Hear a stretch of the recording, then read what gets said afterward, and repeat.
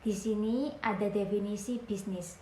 KB Bukopin atau yang sebelumnya disebut Bank Bukopin adalah bank swasta sentral di Indonesia yang bergerak di bidang perbankan yang berdiri pada 10 Juni 1970. Selanjutnya, analisis ekonomi global dan lokal. Situasi keuangan pasca pandemi COVID-19 berdampak besar terhadap perekonomian secara keseluruhan. Pembatasan sosial menyebabkan menurunnya aktivitas dunia usaha. Selanjutnya, pada analisis ekonomi lokal, tantangan lainnya adalah pertumbuhan kredit akibat dampak pandemi. Banyak pelanggan mengalami kesulitan keuangan dan kesulitan memenuhi kewajiban pembayarannya terhadap bank-bank tertentu. Selanjutnya yaitu ada tinjauan industri.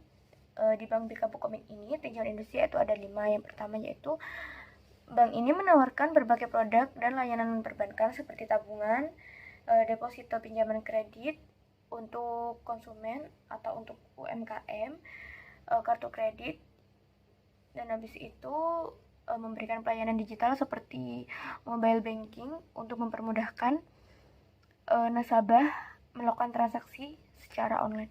Yang kedua yaitu mengembangkan sistem khusus terkait lembaga keuangan, klasifikasi jenis keuangan konvensional atau syariah, instrumen keuangan dengan indikator keuangan berdasarkan sumber keuangan dan dikaitkan dengan tingkat harga. Yang ketiga yaitu meningkatkan kualitas sumber daya manusia atau teknologi informasi yang dapat mendukung perubahan kebutuhan bisnis dan perubahan teknologi. Yang keempat, peningkatan kemampuan data center seperti mengembangkan keamanan untuk mencegah pencurian data dan melindungi data pelanggan. Nah, yang selanjutnya yaitu penggunaan sistem operasi yang harus diperbarui untuk memaksimalkan produktivitas dan kinerja pekerjaan perusahaan. Kemudian juga cara menggunakan alat-alat teknologi agar dapat digunakan secara efisien, aman, dan sesuai dengan kegunaannya. Selanjutnya yaitu ada analisis keuangan. Di dalam BK Bukopin ini, total aset perseroan pada tahun 2022 sekitar 402 miliar, naik 86,97% dari tahun lalu sebesar 215 miliar. Peningkatan aset ini disebabkan oleh peningkatan jasa keuangan yang diberikan oleh induk perusahaan. Portofolio keuangan perseroan sebesar 76,42 miliar turun 52,28% dibandingkan tahun lalu sebesar 163 miliar. Pada tahun 2022, mencatat kerugian sebesar 24 miliar, meningkat 85,99% dibandingkan tahun sebelumnya, yang merugi sebesar 172 miliar, dan ekuitas perseroan sebesar 103 miliar, naik menjadi 184,87% dibandingkan tahun lalu sebesar 172 miliar sampai 122 miliar. Rasio solvabilitas yang dicapai pada tahun 2022 adalah FIR 19,00%, NPF 1,70% dan rasio ekuitas 2,83x. Kemudian saya akan menjelaskan perbandingan antara saham Bank BCA dan Bank Bukopin. Saham Bank BCA diperdagangkan antara Rp7.525 hingga Rp7.650 dengan nilai pasar 940 miliar. Dalam sepekan, saham naik sebesar 3,39%, tetapi dalam sebulan turun sebesar 3,79%. Meskipun kumulatif hingga saat ini tumbuh 4,45% dan harga saham saat ini Rp8.300 per unit. Analis merekomendasikan memegang saham dengan target harga rata-rata Rp8.300 per unit yang menunjukkan potensi kenaikan 8,5%. Sedangkan Bank Bukopin sendiri mencatat pendapatan bunga di angka 1,04 triliun di tahun 2022 yang mana naik sebesar 26,51%. Meski aset tumbuh menjadi 3,93 triliun, bank ini mengalami kerugian sebesar 5,03 triliun di tahun yang sama. Walaupun begitu, Bank Bukopin berhasil memperbaiki kinerja beban operasional dan promosi. Meski beban pinjaman turun 16,26%, kredit bermasalah tetap sekitar 4,84%. BPKP atau Bank Bukopin mengimplementasikan pengelolaan tunggakan atau DPD dan kerjasama dengan PT Perusahaan Pengelola Aset atau PPA untuk meningkatkan kualitas kredit dan mengelola aset masyarakat yang berpenghasilan rendah.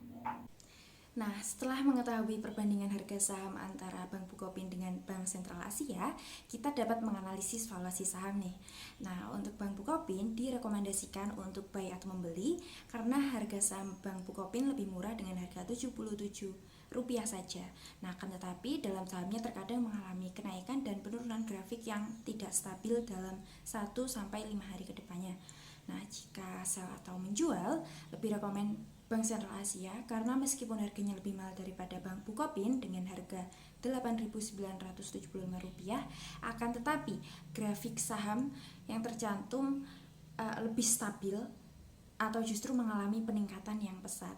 Nah, jika ingin menjual saham BCA maka akan mendapatkan keuntungan yang lebih besar. Selanjutnya adalah investasi. Menurut OJK 2017, investasi adalah penanaman modal yang biasanya dilakukan dalam jangka panjang untuk memperoleh aset atau surat berharga lainnya dengan tujuan mendapatkan laba. Nah, layak atau tidaknya investasi pada suatu perusahaan sebagai calon investor perlu mengikuti perkembangan yang ada di perusahaan tersebut, seperti kinerja pada KB Bukopin yang mengalami perubahan haluan atau turnaround didukung oleh kinerjanya yang semakin membaik pasca akuisisi KB Kukmin yang merupakan bank bagian dari KB Financial Group. Nah, seperti penurunan rasio LDR dibarengi dengan penurunan kredit bermasalah, kemudian ada tambahan modal, kemudian NIM perseroan juga semakin menguat setiap tahunnya. Nah, emiten ini cukup murah dari segi valuasi dan jika perseroan ini meningkatkan kinerjanya, saham BBKB akan membaik.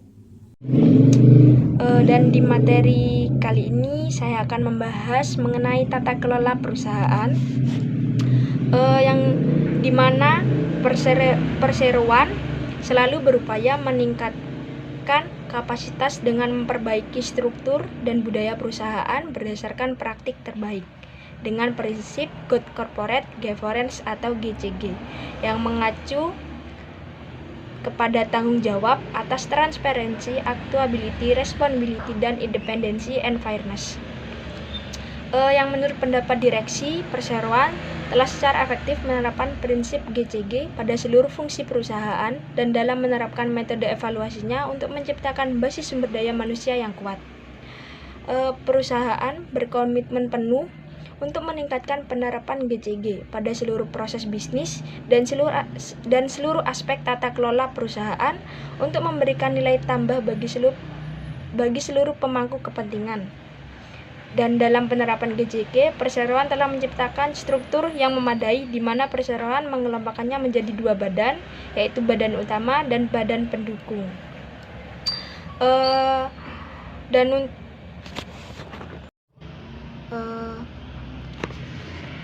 Baik, di sini saya akan menjelaskan mengenai materi tentang analisis risiko investasi.